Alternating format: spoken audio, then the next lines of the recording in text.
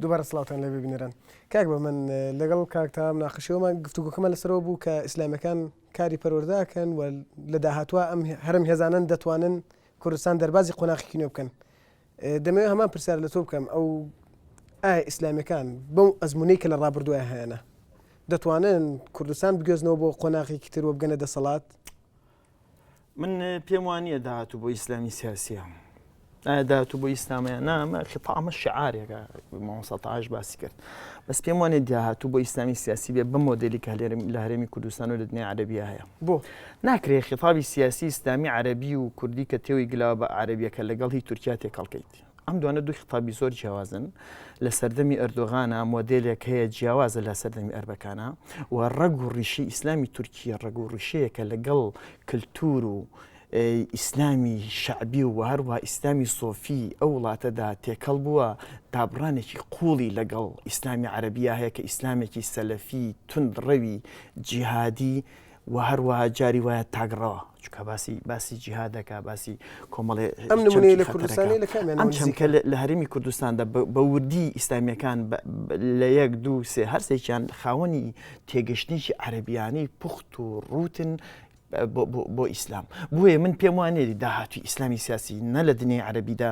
و نە لە کوردستانیژا بە دیاریکراوی داهاتویەکی پرشنگدار بێت و قودرەی ئەوان هەبێ گەشە بکەن و تەسەوری ئەوان لێ بکەی بچنە سەر دەسەڵات. ئەمە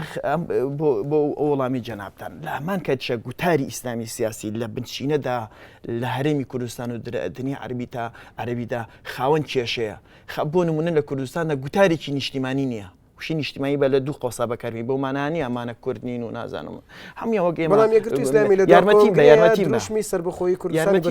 یارمەتی باخ بۆ ئەم تعبیرە ڕوونکەمەوە کاڵم نیشتیمانی نییە مەبەستم چییە؟ مەبەستم ئەوەیە مرۆڤی کوردستانی ناتوانێت لەناو ئەم حیزبانە ببن بە ئەندام بەڵکو فلتەرێکی تایبەتی هەیە لە هەرێمی کوردستاندا ئەبێ بەم فلتەریا بڕۆن ئەم جاتەنانە ببن بە ئەندام. چانسی ئیسلامیەکان لەوە باشە لەم سێ پارێزگا و 4 پارێزگای ئەمە پارێزگایەکیان بەنمونە شیعەنیە یەکەسیان لەم شیعەن دەنگیان بە ئیسلامیەکان نایەدا کەواتەی قەیرانی نیشتیمانی هەیە ئەم گوتارە ناتوانێت مەسیحیەکان لە خۆی کۆکاتەوە ناتوانێت ئێزدیەکان لە خۆیدا کۆکاتەوە ناتوانێت کاکەیەکان لە خۆیدا کۆکاتەوە ناتوانێت مسلمانێک دیکەی شیعە لە خۆیدا کۆکاتەوە. بۆیە ئەم خیتابە خیتابێکی قەیرانگەرایە و خیتابێکە توانای ئیسلاحکردنی ڕەوشی سیاسی لە کوردستانە نیە چونکە توانای ئیسلاحکردنی خۆی نییە و قەیرانە قوڵانە تێژی. ئێمە لەو حاڵەتە من لەگەڵ مامۆستا تاها سۆڵەیەم کە ئیسلامی سیاسی ئیسلامی ئیمرجنسیە ئیسلامێکە لە حاڵەتە کتوپڕەکانە ئەتوانێت یارمەتی بە بۆ نمونە کوردانی سووریا لێ قەومێ ئەتوانێت لە ئاستی پەروەردەیە خەڵکێکی زۆر کۆکاتەوە پاریان باتێ بڕوا یارمەتی ئەمانە بەوات ئیسلامێکی ئیمرجنسی کتوپڕە لافاوێک بێ لەوانێ ئەگەر حکومەت توانای نەبێ خزمەت بە خەڵکە لەو لافاوەیە ئەمان یارمەتی بن. ئەمە لە میسر بەدیقەت ئیسلامی سیاسی لێ ئەم جۆری ئەم یارمەتیم بە باسیەوە کاتێتە سەرەوەیەتە دەسەڵات قەیرانە قوڵەکانی سەرهەڵەدان ئەو قەیرانە قوڵانەی کە ناتوانێت وەڵامیان بداتەوە. بۆ نمونە لە هەرێمی کوردستانە من بە هیچ شێوەیەک ناتوانم بۆ بڵێم یەکگرتووی ئیسلامیان کۆمەڵی ئیسلامیان بزنەوەی ئیسلامی کێتە سەر دەسەڵات بتوانێت کێشەی گەندەڵی بە ئیمان چارەسەرکە. ئەمە وامە ئیمان یەکێکە لە بەهێزە وزە ناوچیەکان لە مرۆڤدا کە دەتوانێت بەرەودات پەروەری بەرێ. ئەمە لەگەڵ تا کۆکم چی ئیمانەگە و ئیمانە قوڵەی کە ئەکرێت لە ناو مەسیحیەکە هەبێت لە ناو مسلمانێکە هەبێت لە ناو هەر دینێکی دیکەیە هەبێت. بەڵام فکری ئیمان لە مێژووی هەموو دینەکانە نەیتوانیوە دەوڵەتێکی شەفاف دوور لە گەندەڵی دروستکە. بەڵام سیستم دەتوانێت مرۆڤ دەوڵەتێکی شەفاف و دوور لە گەندەڵی دروستکە. سیستمی دیموکراتیەکێک لەو سیستامانە توانیوێتی دەوڵەتێکی شەفاف دروستکە لە وڵاتانی کە قەزیەک نییە بە ناوی ئیمان و دین و هەرێک لە وڵاتە دیموکراتیانە. بۆیە ئیسلامیەکان ئەگەر تەسەووری ئەوان لەکەی بە ئیمان چارەسەری گەندەڵی بکەن و وەهمێکە لە وەهمانە لە قەیرانەکان چۆن ئەم هێزانە هێزیەوە نین دەوڵەتیان بدرێتە دەست. من پێم وایە هێزانە کە چوونە سەر دەسەڵات هەموو جوانی ئەمرجنسی و کتوپڕە بچووکانیشانە فۆتێنن نەک جوانە گەورەکان بتوان بۆ خۆیان بەرجەستە بکەن و بەحمەست کۆمنت سوکاتە هێزی دەوڵەت نینەڵێ و هێزێکن بۆ حاڵتی کتوپڕ باش. یعنی با من بڵێم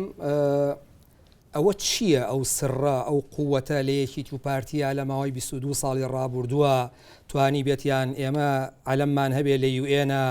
ئێمە خاوەنی کیانی سربەخۆی خۆمان بین هەر یەکێک هەر هاوڵاتیەکی کورد لە خۆشترین و ڕەفاهیەترین ژیانە ژیابێ ئەوە وڵاتی ئێمە نیە لە ژێر مناڵمان لە ژێر دیوارێکی ڕۆخاوی مەکتەبێک ئامرێ ئەوە وڵاتی ئێمە یەک یارمەتیم بەنانە باسی خیتاب ئیسلامیەکەی لێرە ئەینا ئەو قەیرانە قوڵانی یەکگرتوویەکی ببورێکێتی و پارتی تیادا دژ قەیرانێکی زۆر قوڵە ڕاستە من کە ئێستا لەم ئوسلوبە بازەکەم ئێستا باسی ئیسلامیەکان و ناونیشانەکەمان هەڵبژاردن و شکستەکانیانە باسی ئەماکەین ئەینا من ئاگادارم پارتی و یەکێتی لە چ قەیرانێکی قوڵی نیشتیمانی و هەروە و دۆزەقەکە لەرم بەڵام سەر ڕای باوەڕت لەگەڵەوەشە باوەڕت بۆیە داهاتوو بۆ ئیسلامیەکانی لە کوردستان من بێگومانم لەوەی داهاتوو بۆ ئیسلامی سیاسینی نەک لە کوردستان لە دنیای ئیسلامیدا من بڵێم ینی ئەم وڵاتە چەندین ساڵە بە گەندەڵیەوە ئەناڵێنێ 22 ساڵە ئەم وڵاتە دابش کراوە لە زاخۆ بۆ دێگەڵا ئایدی پارتیە لە دێگەڵەوە هەتاک و کفری ئایدی یەکێتیە بە نەوتەوە بە گومرگەوە بە پێشمەرگەوە بە ئاساییشەوە بە هەموو شتێکەوە ئیشیشان لەبەر ڕۆیشتووە و نیشتیمانیشن و سەوتێکی زۆریشان هێناوە بەڵام تەنها ئیسلامیەکان بۆیان ناکرێت ئەگەر مسلمانێک بتوانێت نەک مسلمان ئەگەر کوردێک یەکگرتوو بتوانێت سەرکەوتوو بێ لە کاتێکی ئەمرجنسیا وەکو جەنابی ئیشارەتی پێکا فریای ئەو خەڵکە بکەوێ بۆچی کە گەیشتە پۆستی وەزارەت ئیدارەیەکی بدرێتە دەست ناتوانێت با من پێت بڵێم ئەردۆغان کاتی خۆی سەرۆکی شارەوانی ئەستەمبول بووە لەوێ سەرکەوتوو بوو کە ئیشی باشی کرد اینجا توانی بێ بەسەر کۆمەڵی کاک بەهمەنەڵێ مۆدێلی ئیسلامی تورکی لەو ئیسلامن باشە من هاوڕام لەگەڵ کاک بەهمەنە سەریکە چەند مۆدلێکی ئیسلامی هەیە مۆدلێکی عەربی کە ئێمە متەئەسیرین پێوەی سایتر بەوەی کە ئێمە لە عێراقین و دیراسەمان عەربی بووە نزیک بووین لایەنەوە ئەمە تا ڕادەیەک مۆدلێکی شکست خواردووە مۆدلێکی ئێرانیمان هەیە کە ئەوە لەگەڵ ئێمە ناگونجێ لەبەرەوەی شیعەیە و خوڕافاتی زۆرە ئەگەرچی خاوەنی قودرەتێکی زۆرن و وا خەریکە بن بە خاوەری چەکینەوەوی مۆدلێکی مالیزیشمان هەیە مۆدلێکی تورکیمان هەیە بەڵام ئایا ئێمە دیموکراتیەتەکەمان کە حیزبمان هەیە دیموکراتیە سۆشیال دیموکراتەکەمان سۆشیال دیموکراتە حیزبی سۆشیالیست دیموکراتەکەمان سۆشیالیست دیموکراتە شیوعیەکەمان لە شیوعیە چێ وەڵڵا باوکم ئەوان چەند لەوەچن ئیسلامیەکەی ئێمەش ئەوەندە نەکەی خۆماڵی پێوە دیارە ئێمە لە مەرحەلەی یەکەمە کە نەبووین بە خاوەنی ئەزمونێکی ئیسلامی کوردی پوخت با هیچ نەبێ جارێک چاو بکەین لە ئەزمونێکی سەرکەوتوو بۆچی تورک بتوانێت ئیسلام بە 500 ساڵ بۆ خۆی ئیسیفادە لێ بکە بۆچی ئیسلام فورس بتوانێت بە هەمان شێوە بۆچی عەرەب بتوانێت بۆچی کورد نەتوانێت بۆ ئەم زوعفەیتایە من قەناعەتم وایە ئەو عەقڵە سیاسیە کوردیە ئیسلامیە لە توانایە هەیە پاشان من لە یەک شتی ترا بەڕاستی سەریکە من ئەڵێم مەسەرەن کاک بەهمەن ئیشارەتی بە شتێک کرد کە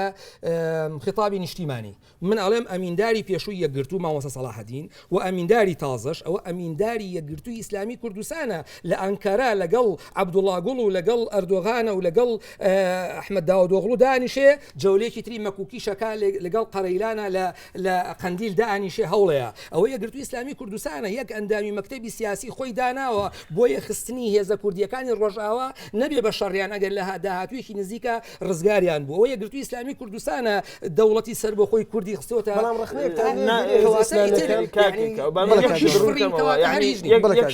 ڕوونکەمەوە من کاڵم گوتاری نیشتیمانی خستە بینی دووکەوانەوە کاکشێخ لە من کورترا کاکشێخ لە من و تۆ کورترا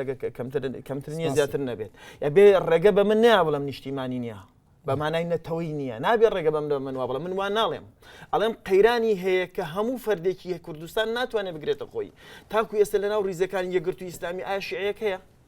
لە ئاسی سەرکردایەتی مەکتەبی سیاسی کادرێکی ناوەندی ئێزیدیەک هەیە کاکەیەکێ ئەم قەیرانە قەیرانێکی نانیشتیمانیە بەمانەی کۆی هاو نیشتیمانیەکان یاریمی کوردستان ناتوانێت لەناو خۆیدا کۆ بکاتەوە ئەمە بەسم دەمەیە بۆیە لە من تۆ لە وتارێکشدا لە چاپێکەوتنێکدا لەگەڵ دەستگایەکی ڕۆژنامانیەڵی ئەم هێزانە ئەوەی پەرۆشی بارودۆخی میسرن پەرۆشی بارودۆخی ڕۆژاوای کوردستانی بەڵێ من کە باسیەوەکەم لەبەر ئەوەی ئیسلامیەکان لەبەر ئەوەی ئەچگەینەوە بۆ هەمان خاڵی یەکەم جار ئیسلامیەکان لە ئەساس و بنەمادا گوتارێکی دینی زاڵە بەسەریانە بۆیە ئەو گوتارە دینیە گوتارێکی عەرەبیە لەنا گوتاری عەرەبیا مەسەلەی سەهیۆنیەت مەسەلەی جوولەکە مەسەلەی فەڵەستین هەرێک لە مەسەلا مەسەلەی جەوهەرین چکە مەسەلی ناسیۆنالیستی عەرەبیە لە نەتیجە لەناو ئیسلامیەکانی کوردستان قەزیەی فەڵەستین لە خیتابیانە ڕەنگ دەداتەوە لەوانەیە ئێستا لە مناقەشێکی گەرموگوڕا بەڵام کۆمەڵی دکومنت و کۆمەڵی بەڵگە و کۆمەڵی خیتابی جۆر بە جۆر هەیە لەناو ئیسلامەکان بۆ ڕوون دەکاتەوە ئەوەندەی پەرۆشی کێشەیەکی قەواری زایۆنی و فەڵەستینینەوە ئەوەندەی قەزەی بۆ نمونە کوردایەتی و کوردبوون بەمانای ئاسە سیاسەکەی لا قەزەی ئەجندای نیشتیمانیان هەیە ئەم هێزانە بۆ مانایی کە پێشتر پێم وتی وشەی نیشتیمانی ئەخێنێنەوە دووکەوانەوە لە گرفتێکی قوڵان بەڵام بۆ مانایی مانیش پەرۆشی کوردی و کوردایەتین بێگومان لە هەمومان کورتترە نەگەر کەمتر نەبن تۆڵی زۆر زیاتر پەرۆشی بارودۆخی مصر بێگومان هەمیشە وایە واتە خیتابی ئەمانە خیتابێکی سیاسی ناڕوونە خیتابێکە خۆیان بەڕاستی تووشی قەیرانێکی قوڵ بوون لەگەڵ خۆیاندا هەمیشە ئەو شین و شەپۆڕەی کە بۆ نمونە لێرەوە بۆ میسر کرا بۆچی لە لەحزەیەکدا ئیخوان و مێژووی ئیخوان بۆ قەزیجی کوردی نەیکردووە بۆیە ئەم خیتابی کێشەی لە ناو ئیسلامیەکانی ئێمەدا خاوەن کێشەیەکە کە ناتوانێت خیتابێکی سەر بەخۆی خۆی هەبێ ئیسلامیەکان لە هەرێمی کوردستاندا لەبەر ئەوەی پەراوێزە سیاسە ئەو قەیرانەی کە باسیەکەی بۆ چارەسەری ناکەن هێزی ئیسلامیەکان نانەوێ یا ناتوانن بە هیچ شێوێ ناتوانن ئیسلامیەکان چکە لە بنەڕەتە بنیادی ئیسلامی بۆیان ڕووکردینەوە بەیەک نمونە بێنمەوە بۆ بەڵگا کاتە حیزبە ئیسلامیەکان لە 4 حیزبدا 2 حیزبی ئیسلامی لەگەڵ 2 حیزبی نائیسلامی تردا بەرە دروست دەکەن دەنگەکانیان چۆن یەتە خوارەوە بۆ لەبەر ئەوەی ئەندامێکی پەروەردە کردووە پێی وایە بچێتە ناو ئەو یاریەوە لەوانەیە ئیمانەکەی تووشی گرفتێک بێت لەوانەیە بێ ئیمان بێت یعنی پرۆژەی سیاسی ئەمانە بە هەموو مانایەک پرۆژەیەکی دینیە لە نەتیجەیە قەزیە دینیە جیهانیەکان واتە لە ئاستی دەروی کوردستانیدا لە ئەمە گەورەترە بێت لە هەر قەزێکی تر هاتوۆتە بەردەمیان ئەمێ وای لێ دەکات کە هەمیشە لە باگراوندی خۆیدا زۆربەی کات تووشی جۆرێک لە دووکردبوون بێت دووکردبوون بێت قەزیەکی حەقیقی خۆی هەیە کە ناوی کوردبوون و کووردا قەزیەکی ئیسلام بوون ئیسلامی هەیە هەمیشە بەبێ ئەوەی بەخۆی بزانێت ئیسلامبوونەکە ئەچێتەوە بەردەمی ئەیدۆلۆژیان نایڵە بتوانێت بە شێوەیەکی ئازادانە من دوو پێوەندی تەلەفۆنی وەرەگرین و ئەگەڕێنەوە ئەحمەد حەمەکەریم لە بازیان کاک ئەحمەدم کاتت باش فەرموو ئەلوان کاردا باش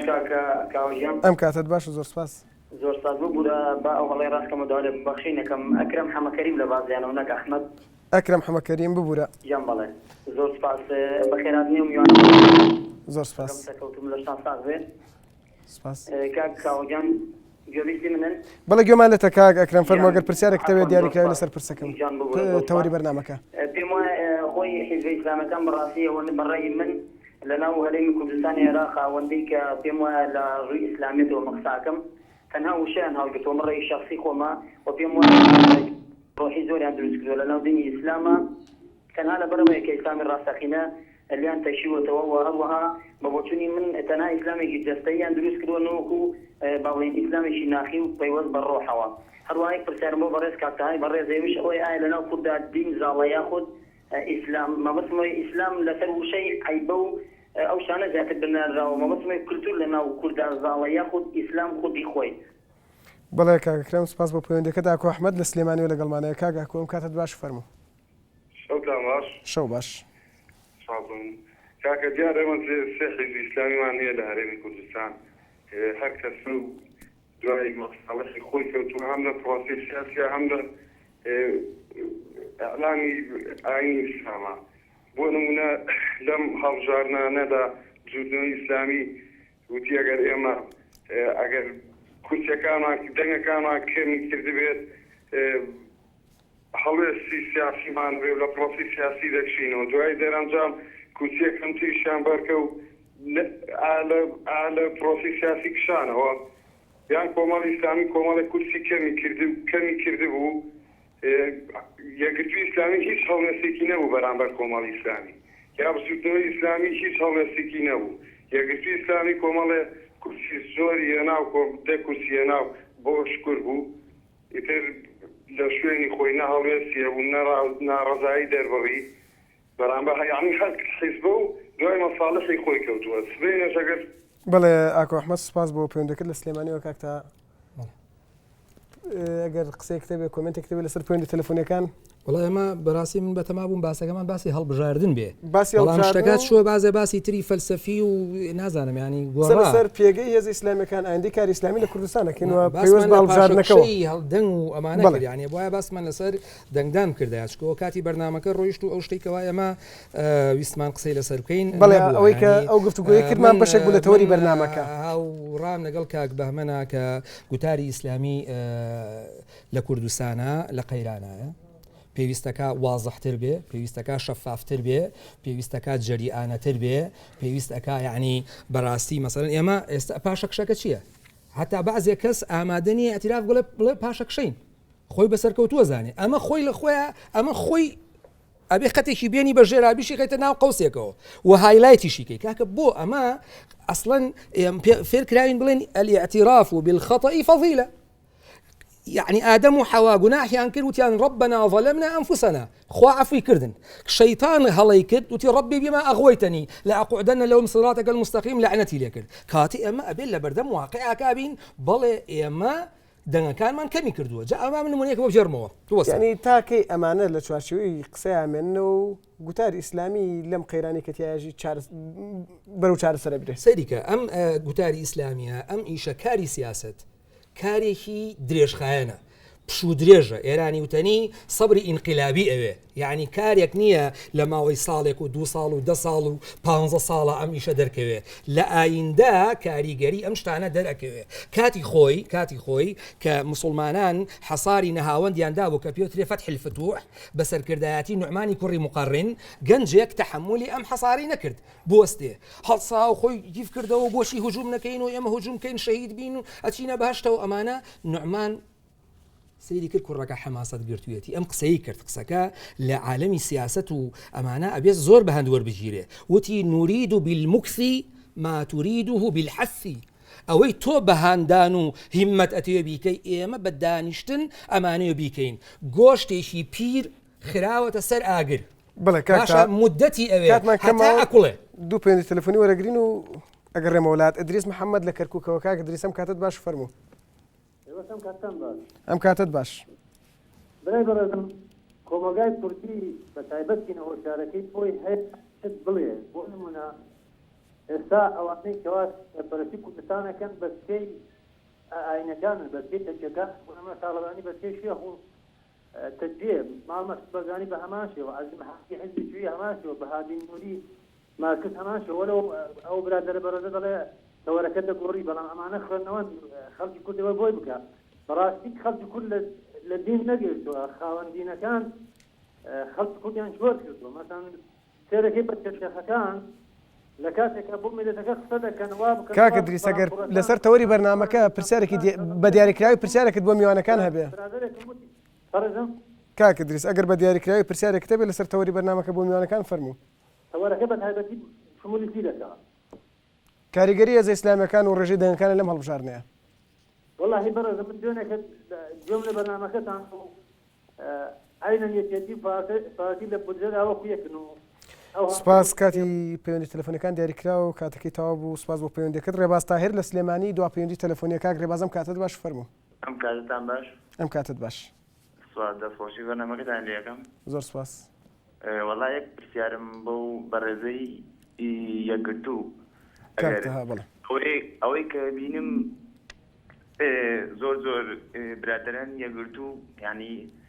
لۆگۆی ئیخوان دیان باسی ئیخوانەکەن ئایا پرسیارێکم لەو بەڕێزە هەیە ئەگەر ئەوان بچنە سەر حکم وەکو ئیخوان شەریعەت پەیڕەوەکەن یان کێشە و کێشە ئابوووریەکانی وڵات و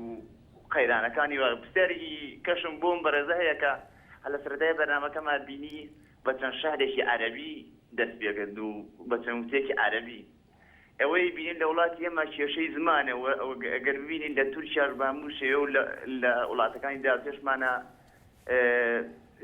زمانمان لێ قەدەغەکەن بەڵام زۆرینەی کاتەم برادرانەیە بینین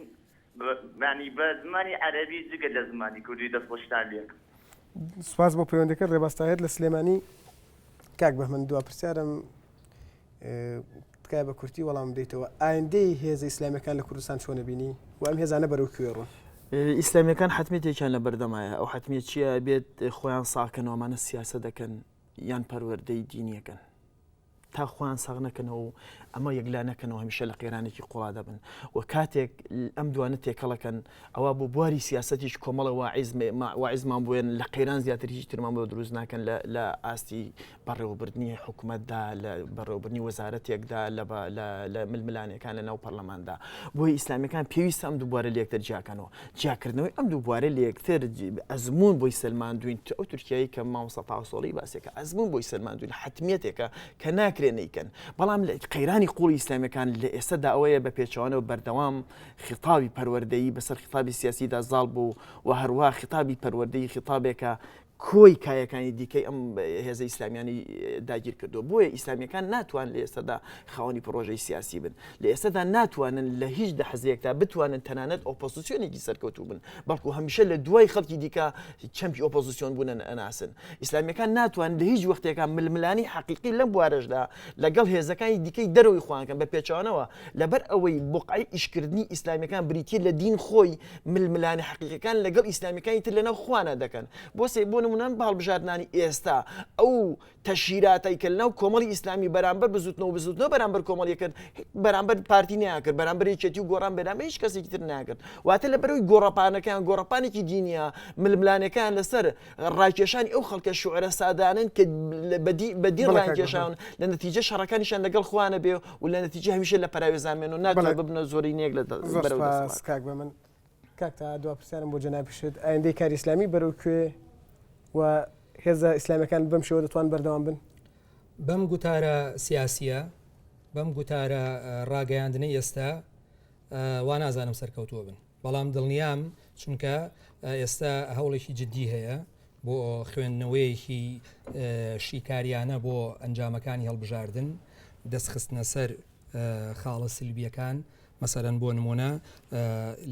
لە بازێ شوێنە ئێمە دەنگمان زیایی کردووە لە بازێ شوێنە کەمی کردووە ئەمە سەبەب چیە لێرا زیایی کردو لێوا کەمی کردووە ئەمانە هەمووی پۆلێن کراوە هەمووی دراسی لەسەر کراوە ومێ دەکەم لە ئایندیشی نزیکا بتوانین من ئەڵێم ئێستا شتێک ئەڵێم ئێمە وەکو مهندس لە هەندەسا شتێکمان هەیە پێوترێ بێنچمارک ئەم بێنچمارکە لە عالمی سەرڤەی و مەسحە نقطەیەک دانی جیازێکی سیۆدەڵات یا لێڤڵی لە سەردانی ئەم نقطەیە لای ئەو هینا ئەەکەم بە ئەساس لێەوە قیاساتی ترە خوێنمەوە من ئەڵێم ئەم هەڵبژاردنە پێویستەکە چونکە هەموو لایەنەکان بەجیا بەشداریان کردووە ئەم هەڵبژاردنە ئەکرێ بکرێ بە بێنچمارک بکرێ بە نقطەیەکی ئەساس و مەرجع بۆ هەڵبژاردنەکانی تری داهاتوو لەسەری بخوێنرێتەوە من یەک نمونە ئەێنمەوە ینی ئەزانی چۆن پێویستەکە ئەم شتە بڵین مەسەن ئایا هاوڵاتیان ئەزانن حکایەتی دروستکردنی یەکەم جار پێڵاو لە مێژووا چۆن بووە ئەوە ئەوەتی بەردەمەکەمانتەوە بوو کاکتا زۆر سپاس بۆ ئامادەبوون لە ستۆدیۆ تاسۆڵەی کادری پێشکەوتوی یەکگرتووی ئیسلامی کوردستان و هەروە بەهمەن تایر نەریمان نووسەر سپاس بۆ ئامادەبوونتان بەخێربێن بنەرانی بەڕێز تا چوارشەمەی داهاتوو بەرنامەیەکی تری تەباو ناتەبا خواتان لەگەڵ و کاتێکی خۆش بۆیەوە.